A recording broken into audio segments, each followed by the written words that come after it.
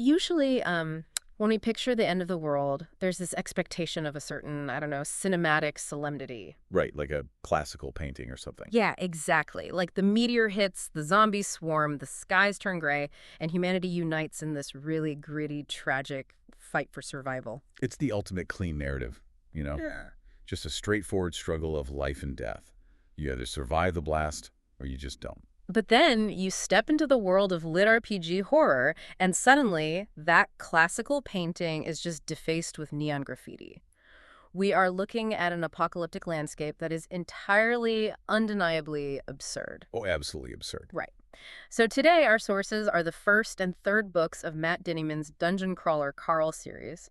And our mission for this deep dive is to basically extract the mechanics of this incredibly bizarre universe. We really want to understand how it weaponizes the tropes of video games. Yeah, like the stats, the leveling, the loot. Exactly, all of that. We want to see how it uses those things to deliver a shockingly sharp critique of late-stage capitalism and the entertainment industry. Which, honestly, is a really heavy lift for a story where the protagonist is literally fighting monsters in his underwear. It really is. But that dissonance is exactly what makes the text function so brilliantly. Yeah. Okay. We are exploring a world where the end of humanity isn't this somber tragedy. It's an intergalactic reality television broadcast. Wow. Yeah, it's the absolute definition of the gamification of the apocalypse. Just taking the worst day in human history and monetizing it for a universe of spectators. And, looking at Matt Dinniman's background, it perfectly predicts the aggressive, kind of chaotic, yet surprisingly poignant tone of this world. Oh, definitely. His background is so unique. Right. He's a guy who plays bass in a punk and metal band. He wrangles dogs. He designs these weird, mildly disturbing cat-themed greeting cards that somehow end up in big box stores. And he writes literary role-playing game horror. That is just a very specific intersection of interests. Yeah. And it absolutely bleeds into the world building. I mean, we aren't looking at a traditional sci-fi setup here. The lit RPG genre, which stands for literary role-playing game, is just crucial to understand for this.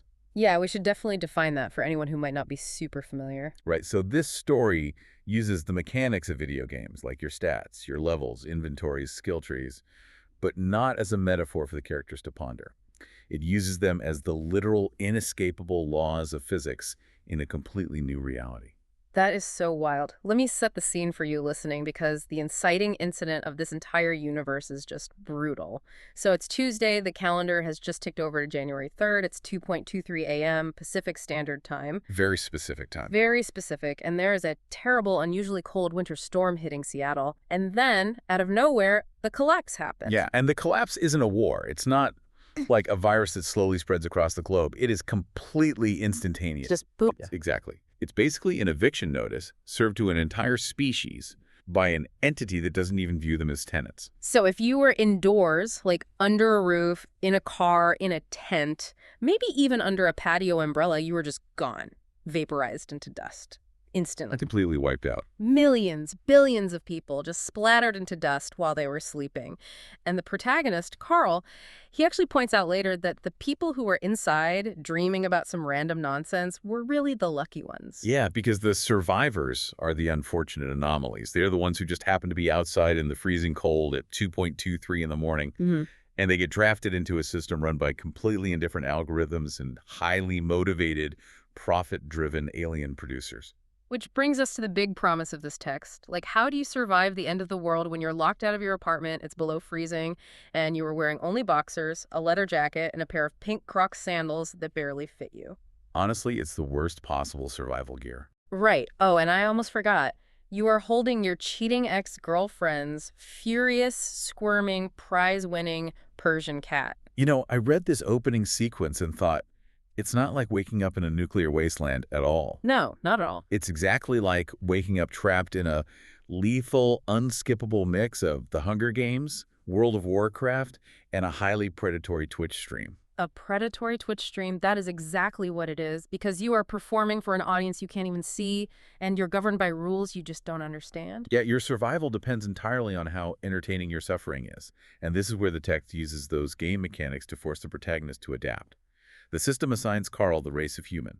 He starts at level 1. Naturally. Right, and he is immediately bombarded with glowing text boxes. I'm actually really stuck on the mechanics of that interface, though, because when we play a video game, The UI is on a screen in front of us. In this universe, how does a glowing text box physically manifest to a biological human? And how does a survivor process that without completely losing their mind? Well, the author describes it as an overlay on reality itself. So it's an augmented reality injected directly into the optic nerve, and it's accompanied by this voice that just echoes inside the skull. Oh man, that sounds overwhelming. It is a profound sensory overload.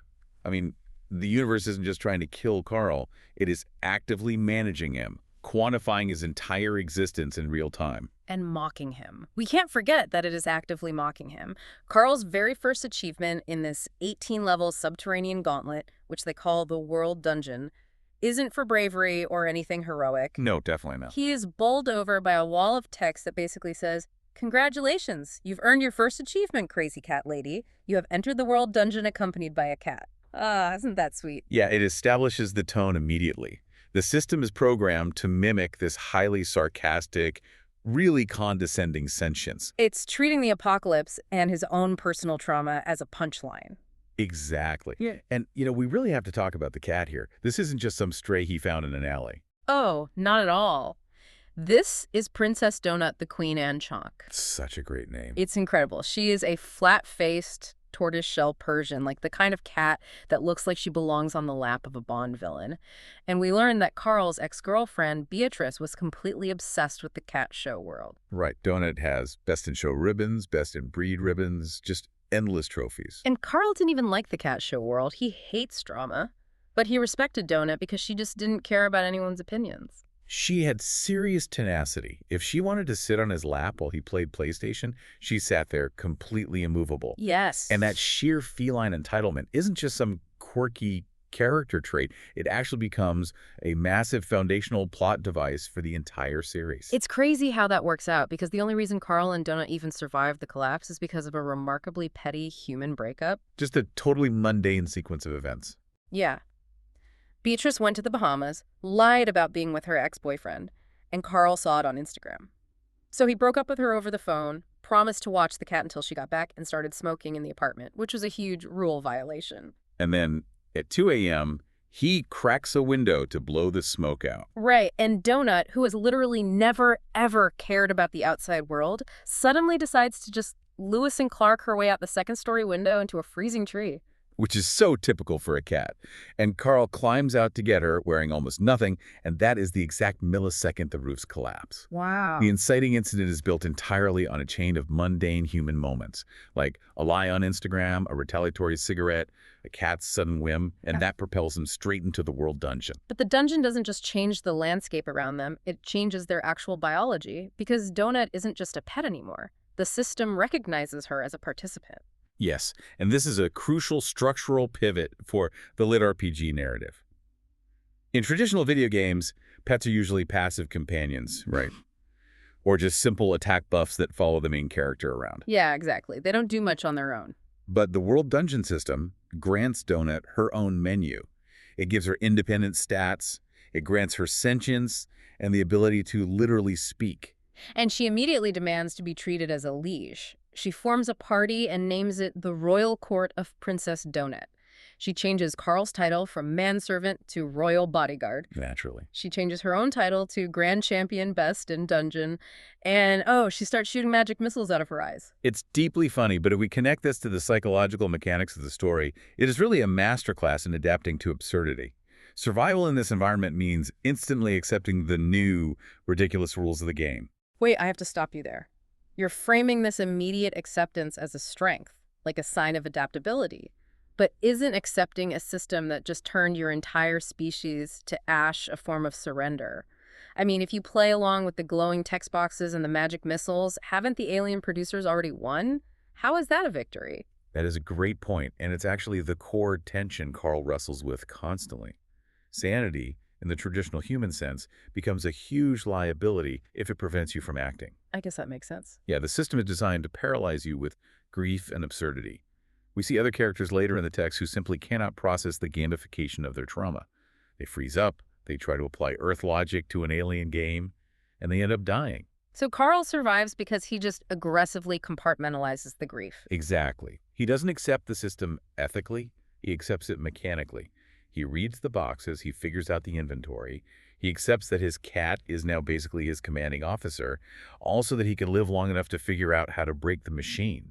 Wow, that is a massive lesson in adaptability for you listening.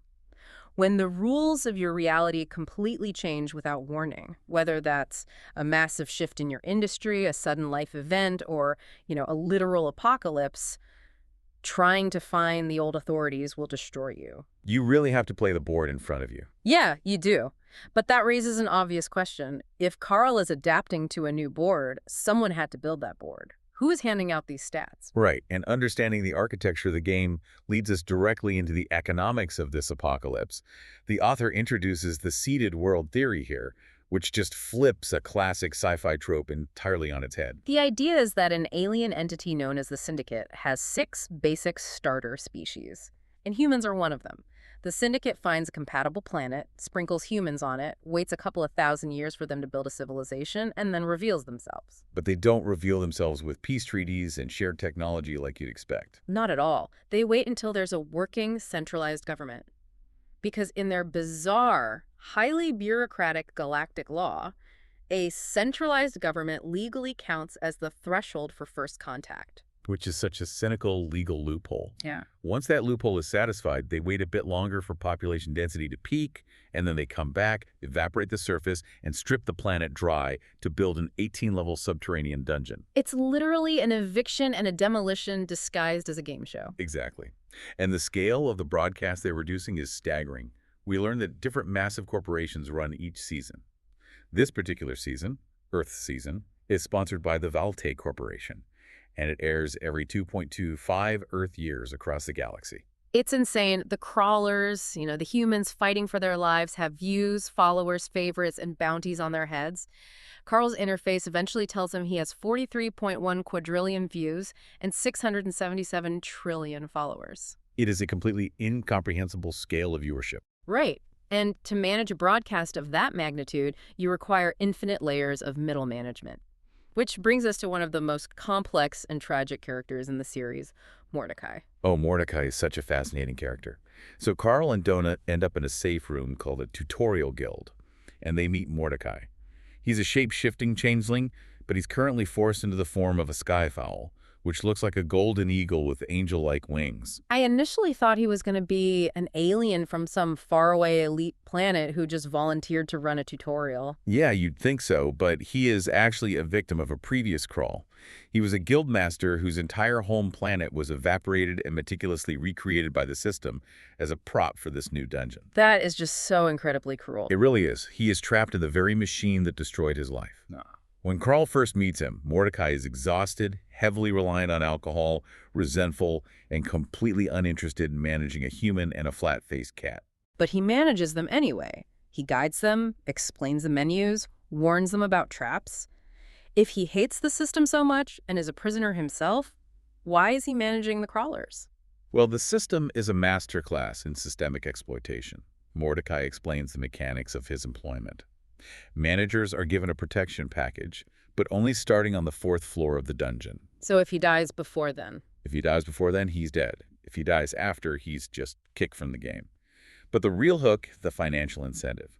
The longer his assigned crawlers survive, the more money he earns as a bonus. Ah, I see. Yeah, the base stipend he receives as a guildmaster is practically nothing, barely enough to survive. But if Donut and Carl make it deep into the dungeon, making for great television, Mordecai receives an obscene amount of credits and, eventually, his freedom. So he is financially incentivized to keep them alive, even if it means participating in the machine that enslaved him. He essentially has to groom them to be better entertainment.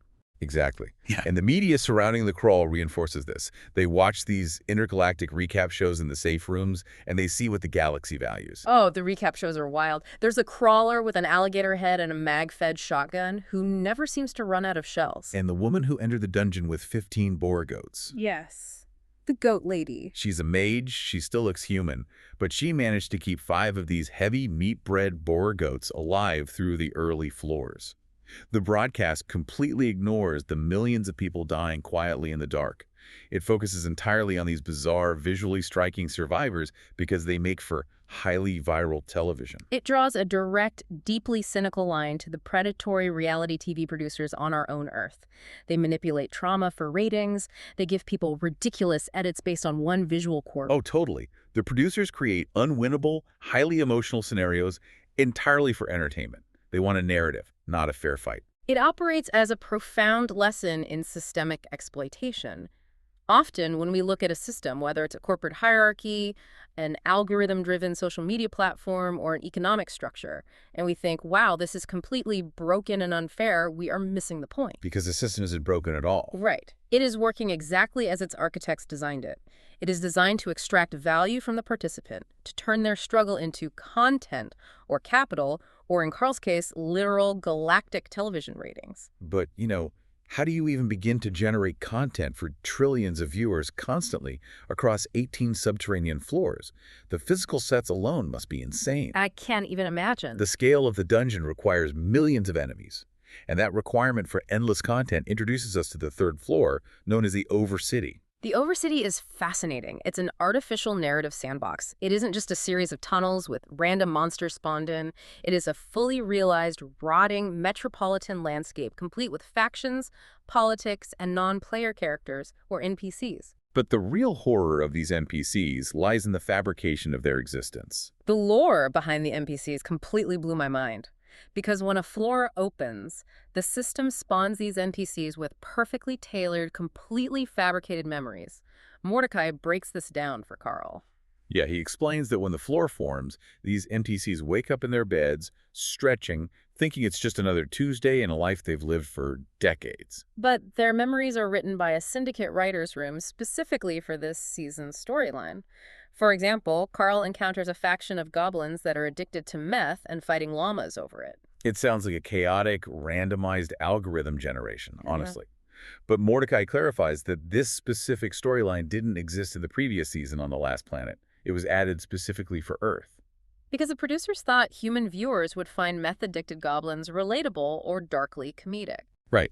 And next season, on a different planet, those exact same goblins might be spawned as religious fanatics, or addicted to a rare alien solar berry extract. Their entire history, their trauma, their deep-seated motivations are implanted purely to serve as a backdrop for the crawlers. And the storylines get incredibly complex with the elites. Elites are these powerful NPCs that can travel between the urban floors. They aren't just background characters. They carry the main soap opera storylines of the season. They are the protagonists of the scripts the producers have written. Let's look closely at the quest called Vengeance of the Daughter, because it perfectly illustrates the trap of following the narrative. So this involves an elite named Syndicate the Bastard. Syndicate is involved in a sprawling, tragic romance storyline with another elite named Grimaldi. Carl and Donut meet Syndicate, and she invites Carl over, supposedly to enlist his help. But she actually wants Carl's primal blood, because Carl has this rare, highly potent racial modifier in the game. Yeah, and Syndic's plan is to cast a charm spell on Carl, forcing him to fight a pack of magical lions to protect her. The moment he takes a life-ending cut from a lion, all his blood will theoretically flow into her to animate a massive battle squad she needs for her own vengeance. Can you explain the mechanics of how the system tries to force this on Carl? Well, it utilizes the classic video game escort quest trope, but it weaponizes it against the player. The interface prompts Carl with a quest, offering rewards for protecting Syndicate. The NPC is actively utilizing her programmed charisma and a literal magical charm to trick the player into a heroic, highly entertaining death. So the producers want a tragic cinematic moment where the brave human sacrifices himself for the beautiful elite, fueling her storyline for the rest of the season. Exactly. But Carl realizes he isn't the hero of this quest. He is just a disposable prop in Syndic's origin story. So what does he do? He completely breaks the script. He just refuses to fight the lions. It's such a great moment. Instead, he actively poisons Grimaldi, Syndic's lover, while Syndicate is distracted. He ruins the producer's meticulously planned, multi-million credit narrative arc in a matter of seconds. And the execution of that defiance is vital here. He doesn't just do it, he makes sure the architects know he did it on purpose. Oh, yes. Carl gets on the system chat with his sponsor liaison, an alien named Zev. Zev is watching the viewership numbers skyrocket because no crawler has ever derailed a main narrative thread so violently before. And Carl literally types into the chat, mic drop. Mic drop. Yeah, he broadcasts his understanding of the game's artificiality directly to the showrunners. But, not all the storylines are that clean to break, though. There is a deeply dark side quest on this floor involving a character named Gum Gum. The Gum Gum storyline is rough. It really is. Gum Gum is an NPC who is absolutely heartbroken because prostitutes are turning up dead in the alleys, completely drained of blood.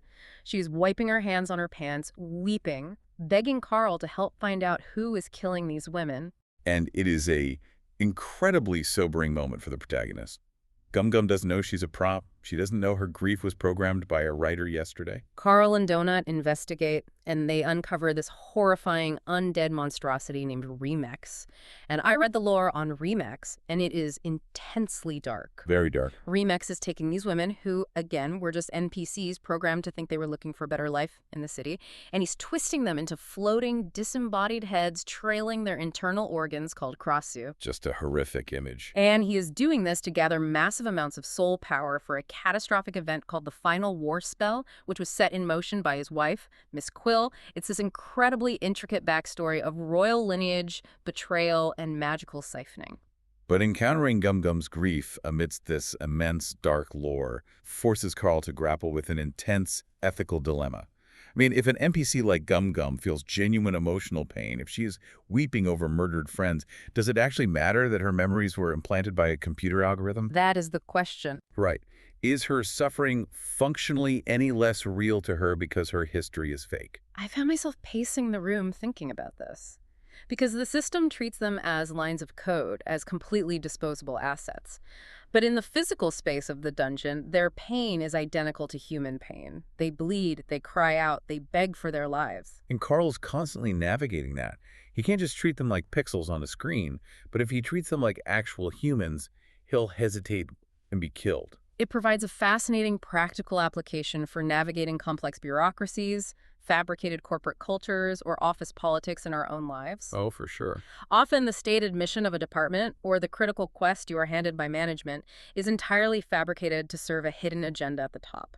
You have to read between the lines, just like Carl did with Signet, to figure out what the actual objective is. You have to look past the implanted narrative, past the corporate buzzwords, to see the true mechanics of power operating underneath. Because if you just follow the script they hand you, you end up bled dry to power someone else's battle squad. You have to understand the narrative is fake, and then you have to figure out how to break the code. Which brings us perfectly to the ultimate rule-breaking manual introduced in Book 3 on the 4th floor of the dungeon. The Iron Tangle. The Iron Tangle. Just reading the description of the Iron Tangle gave me a headache. I mean, I couldn't wrap my head around this concept. It sounds like an unplayable mess. How is a floor made entirely of trains supposed to function as a game space? Well, it is designed to be intentionally incomprehensible. The Iron Tangle is a massive, multi-layered, ever-shifting puzzle. It is comprised of thousands of trains running on colored railway lines like Ochre and Zomp. The routing makes no logical sense whatsoever. None at all. The stations are death traps. The producers want the crawlers to panic, to get crushed by the environment, to fight each other over dwindling resources on these cramped platforms.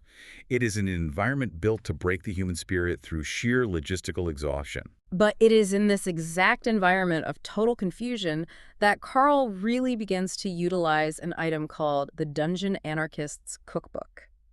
Let's really detail the cookbook because it is arguably the most important element in this series. Oh, absolutely. This isn't just a magical book of crafting recipes you find in a chest somewhere. No, it is a legacy.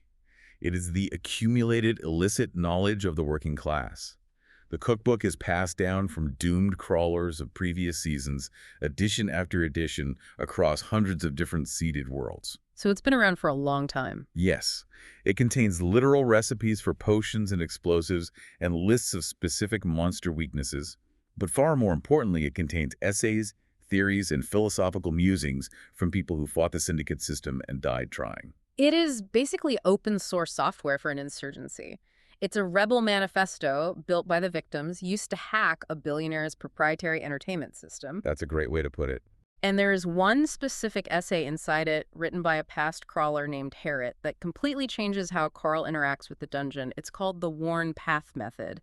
Can you explain the psychology of what Harriet figured out? Definitely. So Harriet recognized a fundamental flaw in the Syndicate's programming. She theorized that the NPCs are the weakest link in the system's armor. How so? Well, the alien producers rely on biological entities, like cloned or fabricated bodies with implanted memories, rather than fully autonomous digital programs. And they do this because biological suffering looks more authentic on camera. Wow, that's twisted. Very. But because they're living things, they possess a latent consciousness that is only constrained by artificial programmatic rules. So Harriet devises a way to break those rules. And I really want to read her exact advice slowly, because the psychological warfare of this method is just profound. She advises breaking the fourth wall. You must tell the NPCs that they are in a game. You must aggressively challenge their false memories. Ask them questions about their childhoods that they should know the answers to, but don't, because the Syndicate programmers didn't bother to write that much backstory. Break them out of their programming by confronting them with the artificiality of their own existence. It is an incredibly cruel tactic.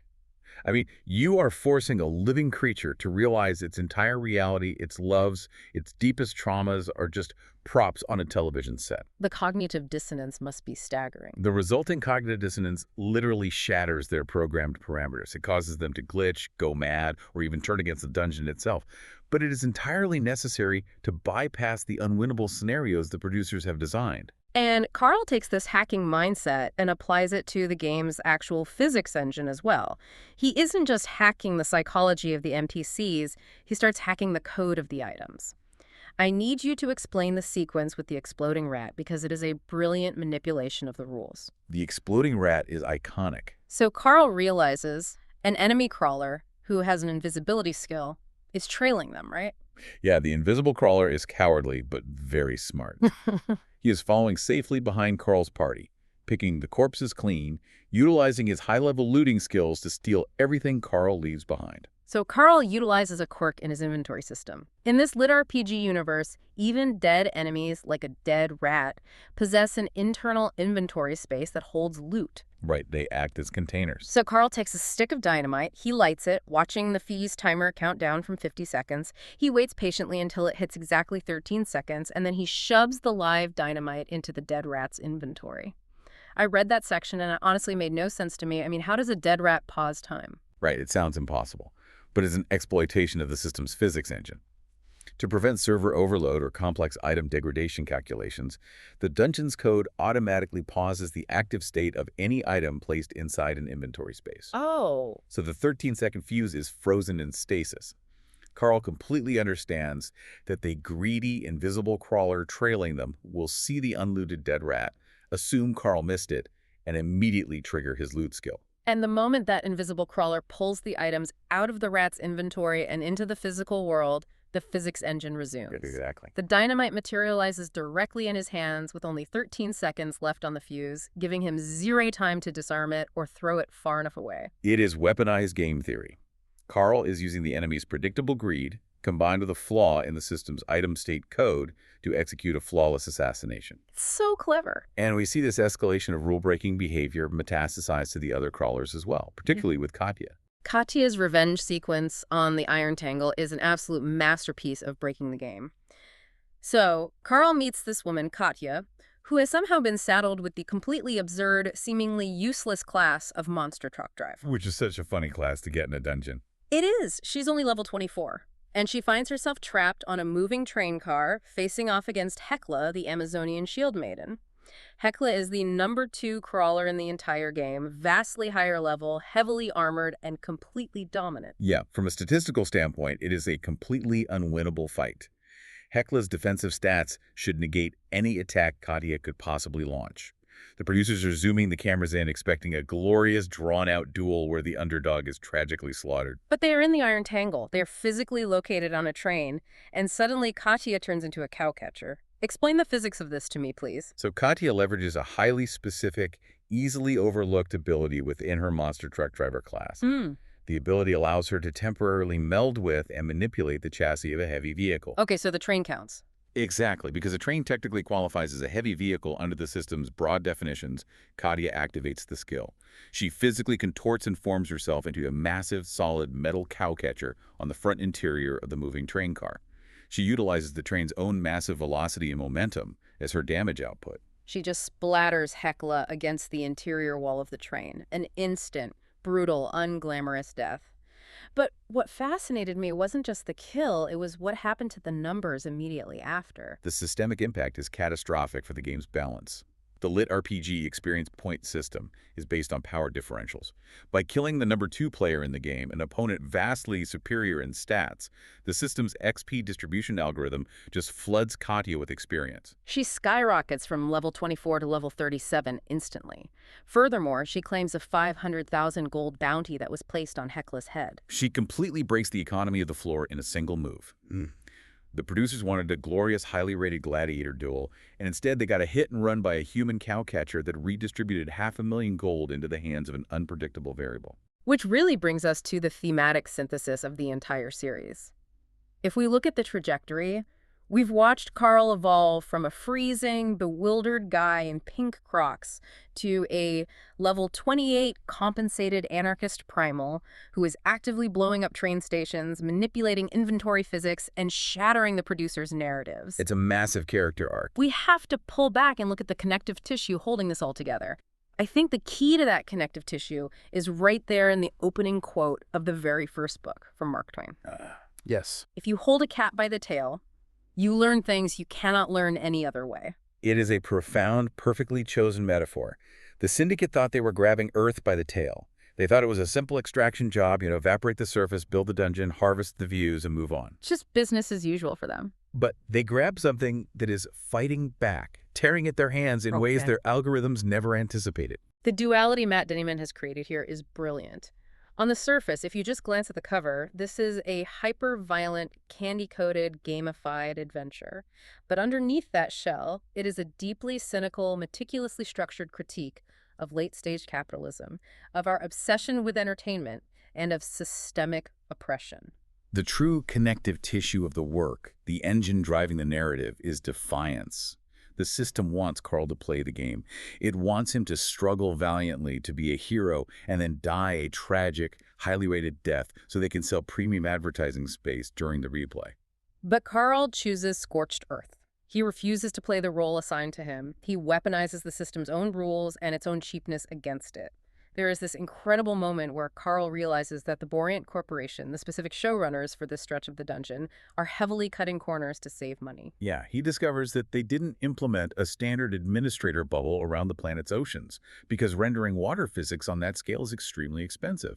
Instead, they used a cheaper, dual-layer planetary zone system. Meaning that if Carl is in a submerged trailer beneath the ocean, physically separated from the dungeon's main servers, but still technically within the zone's parameters, he retains full access to his system interface. Yes. His inventory, his chat functions, all these things that normally get immediately shut off if a crawler manages to step outside the dungeon walls. He literally hacks their corporate budget constraints to maintain his power and coordinate an insurgency. And in this grand theme of defiance, we absolutely have to talk about how Donut serves as the perfect foil to the entire Syndicate. The character design there is just genius. The alien Syndicate fundamentally views the humans of Earth as pets. They are lesser biological beings meant to be placed in an arena, prodded and played with for the amusement of a superior galaxy. But Donut is an actual pet. She was literally bred, groomed, and conditioned to be shown off for human amusement. Yet the moment the dungeon grants her sentience and agency, she completely rejects subservience.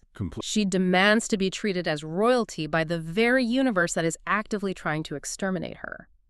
The universe looks at her and says, "You are a prop for our show," and Donut looks right back and says, "No, I am a liege, and you will respect my purple ribbons." He out-haughties the alien overlords. She mirrors Carl's defiance perfectly, but she expresses it through absolute, unshakable entitlement rather than anarchic destruction.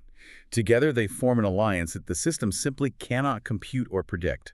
They aren't just surviving the broadcast, they are actively disrupting it. That brings us to the real weight of this story. Because yes, it has exploding rats, magic missiles, and meth-addicted goblins. But the core of it is deeply resonant with how we live right now. The Syndicate's broadcast is filled with unskippable ads. It relies on corporate sponsors. It mathematically manipulates the suffering and labor of millions for the casual, scrolling entertainment of trillions. It acts as a funhouse mirror held up to our own digital consumption habits and our tolerance for systemic exploitation. So, for you listening, I want to leave you with a final thought to mull over as you go about your week. The lit RPG genre forces its characters to look at the numbers governing their lives. If our own world was suddenly turned into a broadcast with a glowing interface, how much of our daily lives, our endless climbing of corporate ladders, our obsessive monitoring of social media metrics, our hunger for views and followers, how much of that would actually look any different than the World Dungeon? Are the goals you are chasing genuinely your own, or were they implanted by the architecture of the system you live in? Are you working toward your own freedom, or are you just grinding experience points for a manager who gets a bonus if you survive another quarter? Take a close look at the rules of your reality this week. Look at the glowing text boxes, the emails, the notifications you respond to every single day, and ask yourself, are you playing the game or is the game playing you? Because if you look closely enough, you might just find that you're wandering through a carefully constructed set, waiting to find your own anarchist cookbook.